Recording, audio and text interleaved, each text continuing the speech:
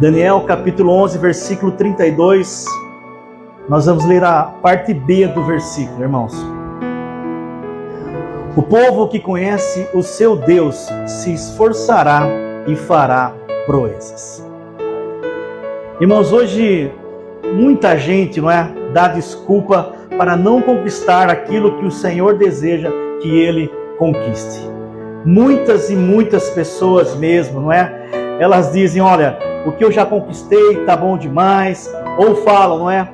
Já estou no meu limite, não posso fazer mais nada. E outros dizem, minha capacidade me permite chegar só até aqui. O fato é que muita gente dá desculpas para não conquistar mais coisas que talvez Deus já tenha até preparado para elas.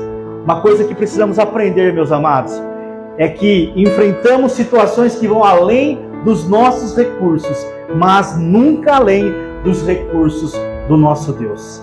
E Deus pode fazer muito mais pelos seus filhos. Deus pode fazer muito mais daquilo que nós pensamos ou daquilo que nós imaginamos. Se nós olharmos na Bíblia, a gente vai ver vários exemplos de pessoas que utilizaram a sua capacidade pelo próprio Deus, não é? Dada pelo próprio Deus para conquistar. Todos eles, irmãos e irmãs, eles venceram suas próprias limitações e se tornaram pessoas vitoriosas. Eram limitados, mas Deus deu vitória a eles. Se nós olharmos para a vida de José, meus amados, o deserto que ele passou, não é? O desprezo da sua família, o desprezo dos seus irmãos, zombavam dele, venderam, antes de vender, jogaram ele numa cisterna, depois venderam ele como escravo. Mas José não ficou se lamentando, não é? Não ficou olhando para o momento que ele estava vivendo. Ele sempre trabalhou para que o Senhor mudasse a sua vida, mudasse a sua história. E aconteceu que ele se tornou governador do Egito, a maior nação daquela época. José passou por um grande deserto, mas ele foi o segundo homem mais poderoso na época. Se nós olharmos para a limitação de Moisés também, ele nasce como um escravo, depois ele acaba matando um soldado lá egípcio e ele acaba sendo condenado à morte. Tinha tudo, não é? Para ter a sua vida ali limitada, ter a sua vida ali uma história de derrota, uma história de perdedor. Mas Moisés se dispôs a fazer aquilo que Deus havia determinado e ele se tornou um profeta. Moisés se tornou um legislador. Moisés se tornou um juiz. Se nós olharmos para a vida de Davi, que era um menino tão baixinho, não é? Mas ele era baixinho e bonitinho assim que nem eu, Davi, irmãos. Ele tinha suas limitações, não é? Mas ele, irmãos, ele se levantou como um grande rei, o melhor e maior rei de Israel. Foi separado por Deus.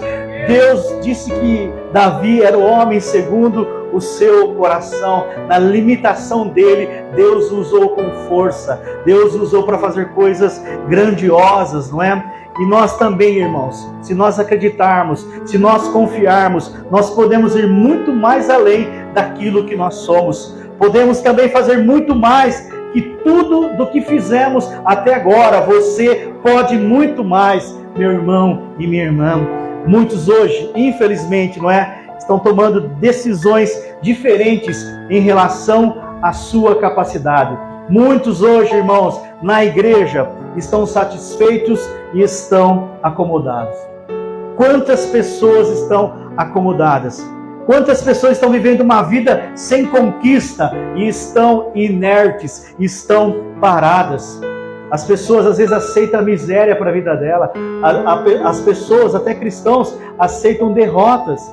A gente vê tanta história, né, de pessoas aí lá fora que são acumuladores, né, que acumulam lixo para sua casa e acabam aceitando aquilo como normal, acabam aceitando aquilo como uma naturalidade. A Bíblia fala que o diabo, irmãos, ele cega o entendimento. Tem muita gente na igreja que está cega, sem perceber que Deus pode abrir um horizonte, abençoar a casa dele, abençoar a vida dele, não é? Nós não podemos cair no comodismo, não. Deus tem muito mais para a nossa vida, para a nossa casa. Eu me lembro lá do exemplo de Golias, lá em 1 Samuel 17:11.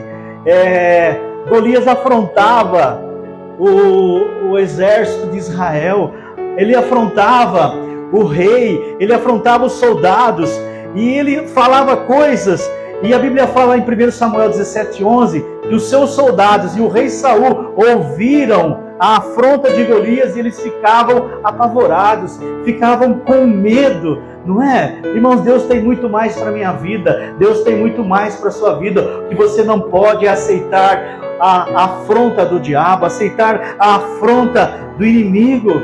Tem aqueles que se acomodam, não é? Mas tem aqueles também que agem e mudam a sua história. Se nós olharmos para a vida de Davi, a atitude que ele teve diante do problema, não é? Todos enxergavam Golias como um grande gigante, um grande problema, mas Davi olhava para ele e via uma possibilidade de derrotar aquele gigante e levantar a cabeça daquele homem como um troféu e glorificar o nome de Deus, porque Deus deu vitória para ele. Irmãos, se nós olharmos a Bíblia em 1 Samuel 17, tudo aquilo que Golias fez, Davi ouviu, mas ele não aceitou a palavra. Olha o que diz a Bíblia: Golias, o filisteu, começou a caminhar na direção de Davi. O ajudante que carregava as suas armas ia na frente. Quando chegou perto de Davi, Golias olhou bem para ele e começou a caçoar, porque Davi não passava de um rapaz bonito, de boa aparência. Aí disse a Davi: para que esse bastão? Você pensa que eu sou algum cachorro? É Golias falando. Em seguida, rogou a maldição dos seus deuses sobre Davi e o desafiou, dizendo: venha, que eu te darei o seu corpo para as aves e os animais da terra comerem. E Davi respondeu: olha, a pessoa que tem a visão de Deus, né? Que acredita naquilo que Deus colocou, né?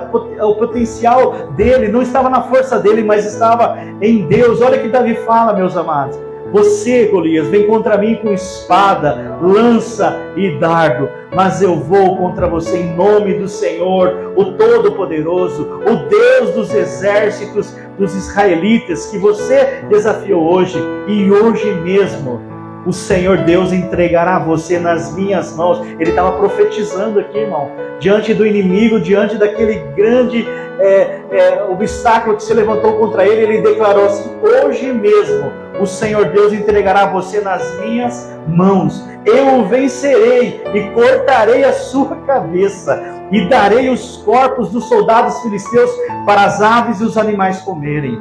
Então o mundo inteiro saberá que o povo de Israel tem um Deus, e todos aqui verão que ele não precisa de espadas ou de lanças para salvar o seu povo.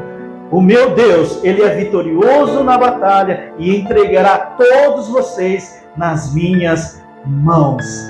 Tudo que ele falou se cumpriu. Ele profetizou, declarou e conquistou. Ele teve uma atitude, meu amado, de vitorioso, não se acomodou, ele foi para a conquista. E antes de conquistar, ele profetizou a sua vitória.